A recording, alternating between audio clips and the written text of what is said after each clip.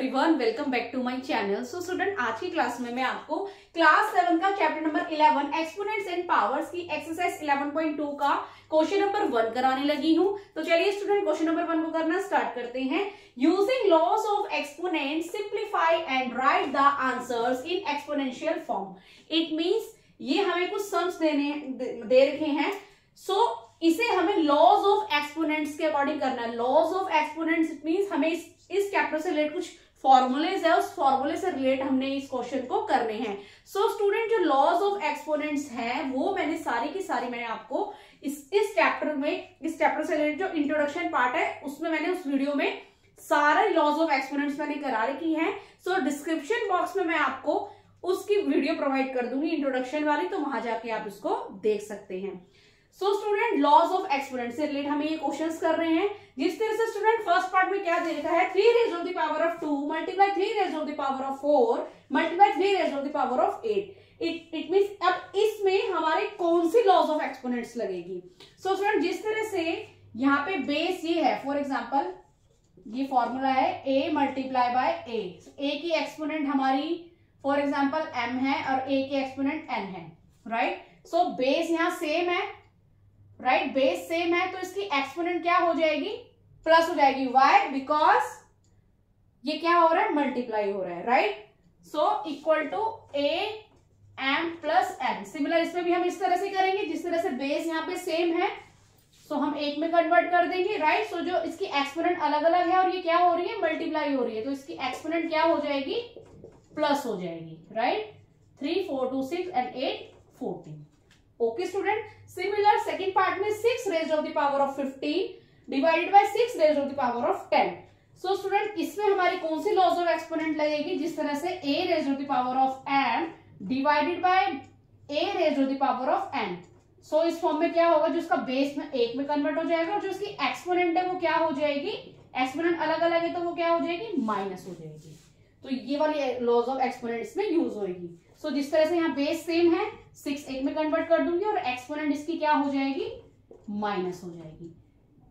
Means multiply form में exponent plus हो जाएगी और डिवाइडेड फॉर्म में माइनस हो जाएगी। So 6 raise of the power of 5। Okay student, similar third part में भी हम इसी तरह से करेंगे। इसमें भी जो इसकी बेस है वो हमारा सेम है और एक्सपोनेंट अलग अलग है। सो एक्सपोनेंट क्या हो जाएगी, इसकी प्लस हो जाएगी, बिकॉज ये मल्टीप्लाई हो रहा है। So a raise of the power of 5। Similar fourth part में यहाँ पे भी बेस सेम है और एक्सपोनेंट अलग अलग है और ये मल्टीप्लाई हो रही है, तो ये भी क्या हो जाएगी, प्लस हो जाएगी, right. This okay student. Similar student, इसका फिफ्थ पार्ट भी हम इसी तरह से करेंगे। जिस तरह से स्टूडेंट इसमें दे रखा है 5 raise of the power of 2 और उसकी पावर भी हमें 3 दे रखी, means power to power divided by 5 raise of the power of 3।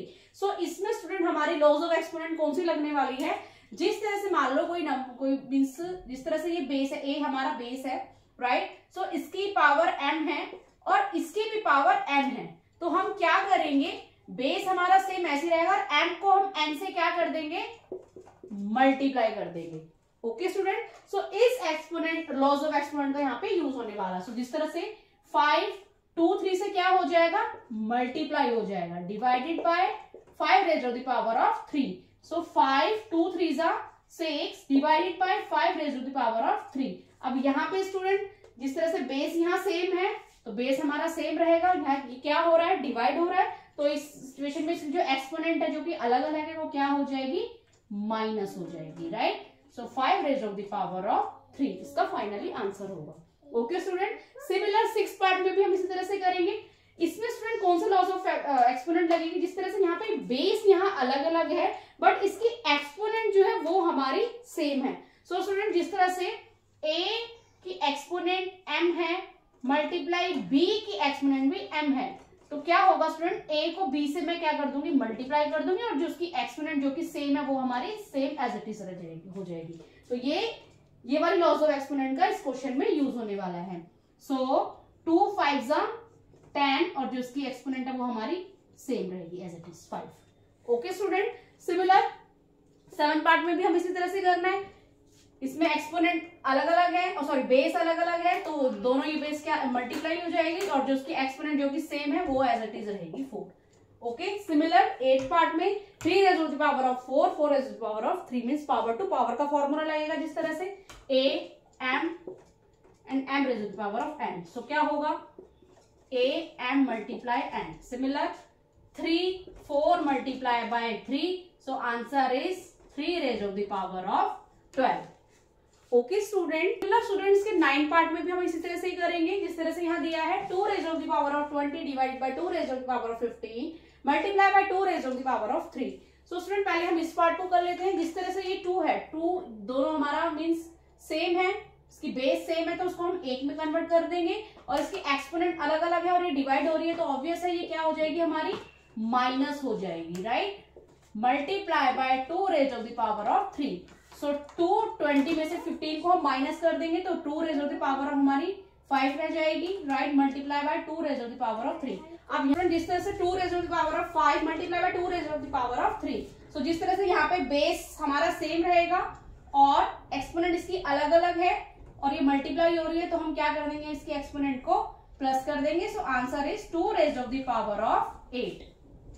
Okay student, similar 10th part में भी हम इस तरह से करेंगे. इसकी भी बेस हमारी सेम है तो हम 1 में कन्वर्ट कर देंगे. एक्सपोनेंट इसकी अलग अलग है और ये डिवाइड हो रही है तो इसकी एक्सपोनेंट क्या हो जाएगी माइनस हो जाएगी. Okay student, so hope so student आपको मेरे द्वारा बताया गया ये सोल्यूशन समझ में आया हो तो प्लीज मेरे चैनल को लाइक शेयर एंड सब्सक्राइब करना. मिलती हूँ मैं आपको नेक्स्ट क्वेश्चन नेक्स्ट सोल्यूशन के साथ. तब तक के लिए टाटा बाय बाय.